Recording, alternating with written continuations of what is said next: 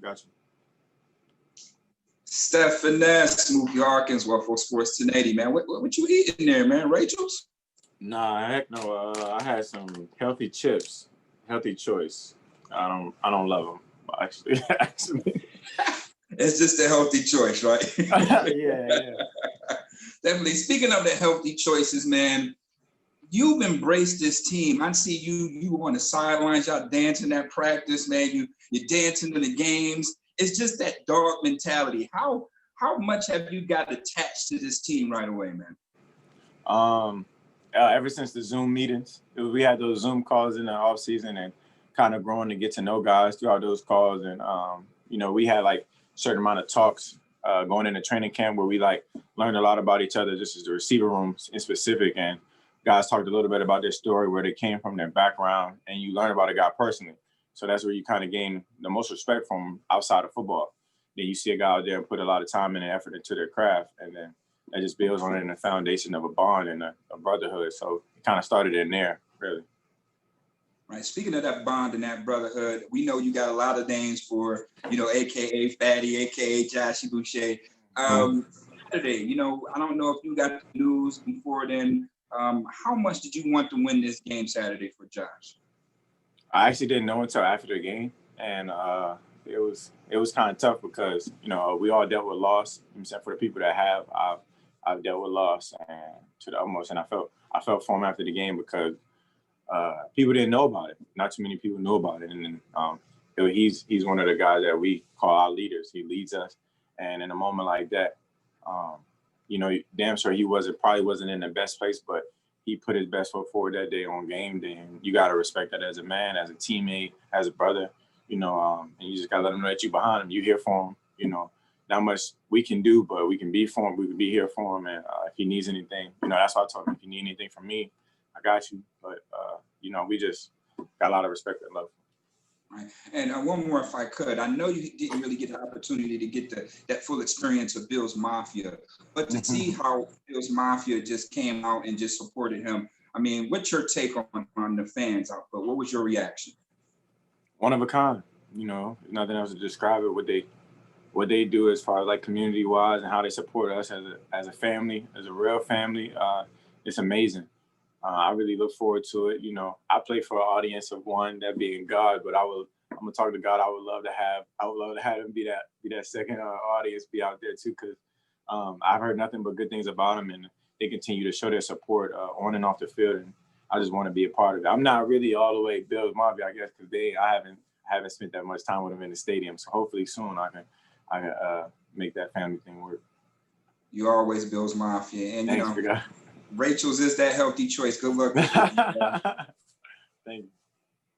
Hey, Stefon, John Worrell with the Associated Press. How you doing? How you doing, big guy? Good. Just not knowing as this game was going on and Josh is, just going lights out. I mean, how much more do you respect what he was able to do to compartmentalize his emotions and to go out and produce a performance such as that, given the grief he must have been feeling inside? He's a true leader. I mean, I would say, he's everything that you would ever want in a quarterback, as far as like leading a guy, leading his troops. You try not to let things in your personal life play a huge part into your football life because you don't want it to throw you off. And he took a moment to put his feelings to the side and put his team first, and you gotta respect him. You gotta love him for that because not a lot of guys could have done that. A lot of guys might have needed a game off or needed a break, and he knew that his team was counting on him. He knew that. Hopefully, he knew that that we needed him, and they probably would have wanted him to play. Out of love, his love for the game, his passion for the game, and he stepped up for us in a huge moment. It's bigger than football, obviously, and to let a guy know that you're behind him is more important, and he laying it on the line for us. Last thing, well, a win like that, and in Buffalo, wins like that haven't come very often in the 20 years that I've been here. You've been on the outside, but I mean, is it time to start taking this team seriously? A win like that, I would say, going into the week, we went in with a mindset that we're trying to become 1-0. We do that every week. Sometimes it's good, sometimes it's bad. But we come in with the same mindset, the same agenda. Coach McDermott drives home the same key things to win games each and every game. And we're not going to change. As far as like taking us serious or not, hopefully you don't, because, as far as like being a sleeper team is always good, being an underdog. I feel like this makeup of a team is built off of underdogs, built off of guys who are late round guys or guys who are counted out. And it's kind of fits that mode of our team and keeps us motivated, keeps a chip on our shoulder. And no matter kind of where everybody else gauge us, we kind of block out the noise anyway. So rather if they pay us no mind or pay us a lot of mind, we just going to drive home those same key values of how to win games and how to stay as a team. Thanks, Stefon. No doubt. Hey, Steph, I know all of us or many of us have checked in on where your chemistry is at with Josh and other players throughout the year, but now entering week 10, I guess, what have you done to keep up those relationships in order to improve chemistry, just knowing what the off season wasn't in terms of being in person with people? Yeah, we went into the season with a mindset of kind of like doing everything that we can to gel as far as like learning about one another. On and off the field, everybody knows Josh to be a jokester. He's definitely a jokester. So spending that time with him on the field, whether we're playing around or running routes or whatever, it's heavily invested. It's intentional. And I do everything like I mean it. So probably like spending that time with him and getting to know him, even as the recent events, I just got more love and more respect for him. He's becoming more of a brother than anything at this point. And he's never made an excuse, not one time. He didn't use, we didn't have an off season. We didn't have that much time. He used the time that he was allowed, and he made it work. So now that we're kind of inching towards more than the halfway point, we just want to continue to excel and continue to, play some good football around this time. So that's all. Thanks, Steph. No doubt. Hey, Steph, Matt Bovee here. Hope you're doing well. I'm all right. You're all right? It's better than bad, I guess. Hey, I just asked Josh Allen how he has developed since he started playing with you. And I guess the counterpoint is, how have you developed maybe since you came to Buffalo in your first year in these first 9 games? As far as like my maturation process, I feel like I learned so much from my previous situation that I kind of carried it over, trying to turn over a new leaf and really handle things a lot differently than I did before. I played with a lot of quarterbacks. I played on one team for a long time and having to adjust and kind of applied all those things that I learned in my past situation to this current one. Whether it's communication skills and whether it's learning curve, whether it's learning a new offense, learning who to lean on, who to learn the most from, and pushing and thriving from a standpoint of a team aspect, trying to push my quarterback, trying to keep him positive at all times, always taking the blame because I never think he's wrong. He can't do no wrong. So for me, I'm just always trying to be there for him, and I apply those old things that I learned into my new situation to make me a better person, a better player. Anybody can go on like Google and type in your name and see your stat line from this year. But and obviously that speaks for itself. But with all the other stuff, with coming to a new city, into this, time in the country and everything that's going on, has this gone better than maybe you anticipated? I kind of didn't go in with any preconceived notions on how the season was going to go or what I was going to do. I put a lot of time in the off season as far as like learning the playbook, so I can go in hitting the ground running, and I'm not learning as much. I'm trying to play as fast as I can, as soon as I can. And it damn sure was a learning curve still. I still had to adjust with everything that was going on. But like I said earlier, like Josh didn't make any excuses, and I damn sure will never make an excuse for myself. I just was trying to get better each and every day. I'm still grinding at it, still learning each and every day how to get better, ways to be better for my guys. And I'm gonna continue to do that. Whatever it calls for, the job calls for, I'm gonna do it. I feel I consider one of myself as a leader on this team in a short span of time, and I'm gonna continue to do my job. Thanks, man. Hope you have a nice rest of the day. Hey, Stefon. I was gonna say how are you doing, but you're doing all right. So I'm all right. Thank you. Larry Fitzgerald. I know a lot of guys, especially in particular at the wide receiver position, look at him as almost like the Godfather kind of guy. Is he 100%. a guy that you've had a chance to have a relationship with at all, or have you kind of watched him from afar and thought, man, that's the way to do it? Well, he's definitely, if you want an example, he's the example. You know, I knew a little bit about Larry just because, you know, he was in Minnesota. He's from Minnesota, I think. He was a ball boy from Minnesota, kind of knew a little bit about his story.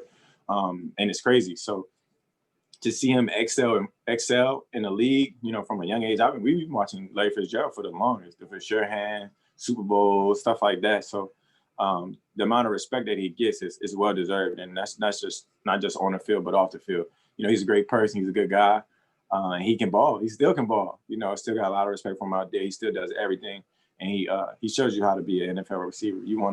I think he should write like a little handbook or a little like something how to be a receiver for dummies, because he's done a great job. He's done a great job up to this point. Hopefully he has a longer career. I think he could play for 40 years if he really tried, because he does just a great job. But a lot of respect for him, and yeah, I love these Larry Fitzgerald. Speaking of guys who could probably write a handbook on the position they play, Patrick Peterson's been at it for a while and has been one of the best in the league.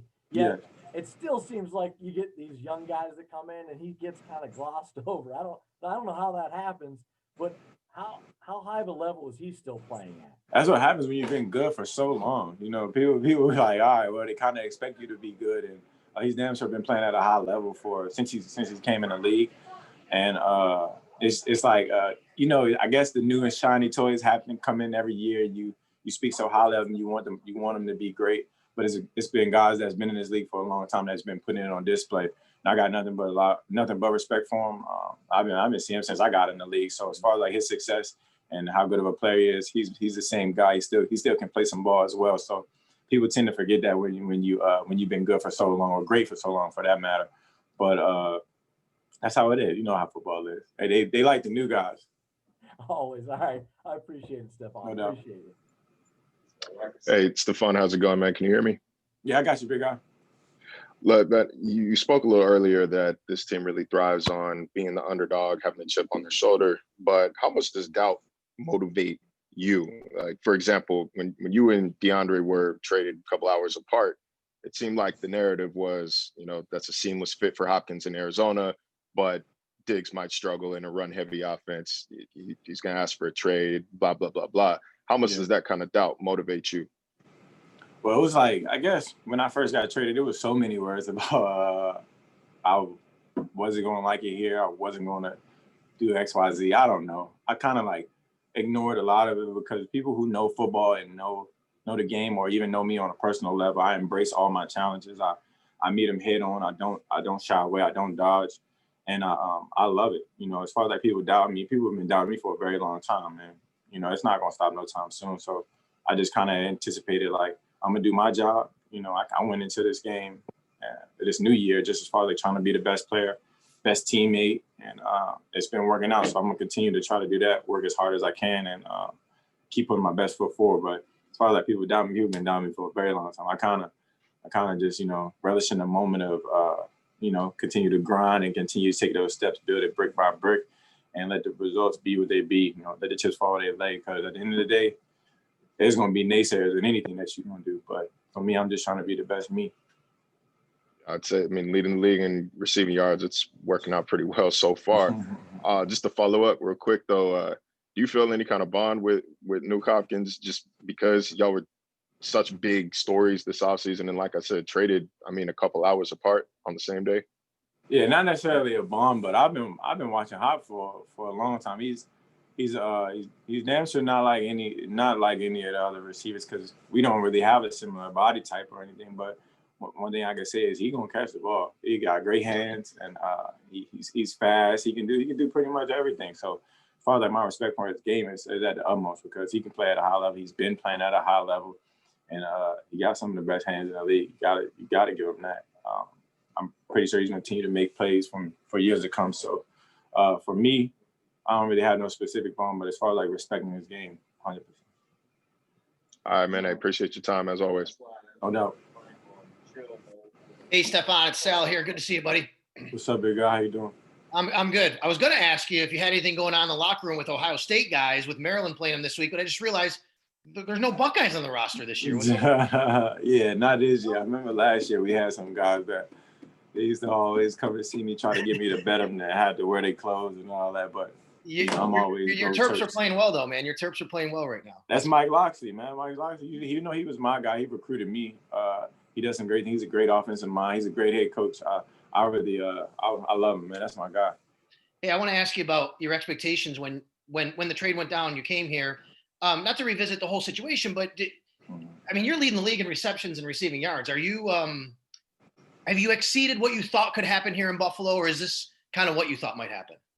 I feel like what are we 7-2? Yeah, like we a little bit past the halfway point. I don't really do the like looking too far ahead, far like currently where I stand and all that. That shit don't really matter because we got a long season ahead of us. For me, it's not really too much of a personal goal for me. My personal goal is winning at a high level and doing everything I can for my team. So, however everything else figures itself out, that's beyond me. But as far as like anticipating everything, the good and the bad, I just roll with the punches. You know, we're gonna have some good games, we're gonna have some bad games. I'm gonna just try to contribute to my team, whichever way I can and whatever way they need me to. So, for me, I ain't really concerned too much about it. I want to win. And then lastly, your route running, we've all talked about it. We've all seen it. It's so amazing. Some of the things you can do. Halfway decent. Yeah. Do you, is there ever, what's the balance you have to strike to make sure that you're still, kind of getting where you're supposed to be and you're on the same page with Josh, but also making sure you do kind of some unique things to get open? Yeah. It's kind of like do the first 4 or 5 games, kind of learning to play with Josh is he can extend a lot of plays and, as far as like getting open and the timing of getting open is always crucial. But when you have a mobile quarterback, you got a guy that with a strong arm, which Josh Allen has an extremely strong arm. I tell him take a little bit off his ball sometimes. He might hurt my chest a little bit throwing it too hard. But it's working on in tandem. You kind of get a little bit more comfortable with more time being spent. You might know you have a little bit more time to work on this route, and he gonna hang on the back foot a little bit. He'll wait for me on certain occasions. So as far as like finding that medius between you and the quarterback, I'm not really doing anything special. It's him. He's moving around. He's putting the ball in a great spot, and I'm just trying to make a play for him. Thanks, Stefon. By the way, you're really good at this stuff on here. I enjoy talking to you. Oh, thanks, big guy. Appreciate you. Hey, Stefon, Jay with the Buffalo News. I think I got the last one here for you. So I have to know, did you know last week on your cleats that Rick James was from Buffalo before you went with those? Okay. You want to hear something crazy? I found that out. I was at the dentist. I had a root canal. I was getting a cap on. And he was like, did you know Rick James was from Buffalo? And I said, no, I did not. Boom. Guess what? Cleat idea. Boom. Hit my guy. I got cleat idea for next week. And yeah. It was Rick James. I wanted to ask you about that, though, because, I think fans are having a lot of fun seeing what you're going to do each week with your cleats. How do you come up with them? And when did that kind of become something for you that you wanted to do it each week? You know what I mean? It's been going on for a couple of years now. I can't give you all the secret sauce to the recipe, but I can tell you, I try to do it based on the city that we're in or the team that we're playing. So if we were in New York, like last year, I did Coming to America. It's a movie that was supposed to be in New York. We played New York. So it kind of goes hand in hand that way. But we played at home, and I was trying to think of something, and Rick James was perfect. So that's all. Yeah. Cole, I talked to Cole earlier, and he said that you're a big believer in if you look good, you play good. Is that describe you? 100%. Cole be swagging, but I be trying to tell him like I gotta look how I want to look in order to feel good so I can play well. He be swagging too. But shout outs to Cole on always being open. I want you guys to never forget that. Cole Beasley, you watch the tape, he's always open. Do you is fashion something that you've taken like an interest in? Because you seem like that's something that you've got like a passion for. Is that fair to say? That's what I do when I got some free time. When I'm not all about football, I like to dive in a little bit. But I'm at work right now. We can talk about that on our own time. All right, man. Well, hey, I'm looking forward to the cleats this week, man. I appreciate it. You. Thanks, big guy. Have a good one. Have a good one. Stefon, appreciate you, man.